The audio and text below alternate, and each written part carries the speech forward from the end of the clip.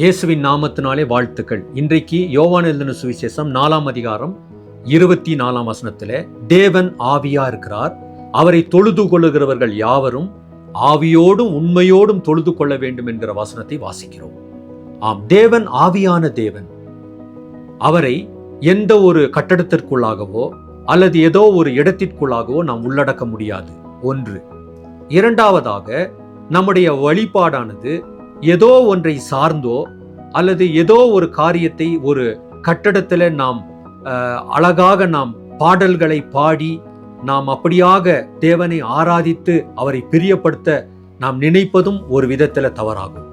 ஆனால் ஆவியோடும் உண்மையோடும் தேவனை தொழுது கொள்ள வேண்டும் என்று அவர் விரும்புகிறார். அந்த ஆவி என்றால் தேவன் கொடுக்கிற பரிசுத்த ஆவியில நிரம்பி நாம் உண்மையை தரித்தவர்களாக, உண்மை என்றால் வேத சத்தியம்தான் உண்மை, அந்த சத்தியத்தை நாம் கிரகித்து கொண்டவர்களாக, அதை பேசுகிறவர்களாக நாம் கர்த்தருடைய சமூகத்தில் அவரை தொழுது கொள்ள வேண்டும். இந்த தொழுது கொள்ளுதல் தான் உண்மையான தொழுது கொள்ளுதல் என்று வேதம் நமக்கு சொல்லுகிறது. ஆகவே நாட்களிலே நம்முடைய தொழுது கொள்ளுதல் உண்மையான தொழுது கொள்ளுதலா என்று நாம் நம்மை நாமே ஆராய வேண்டும்.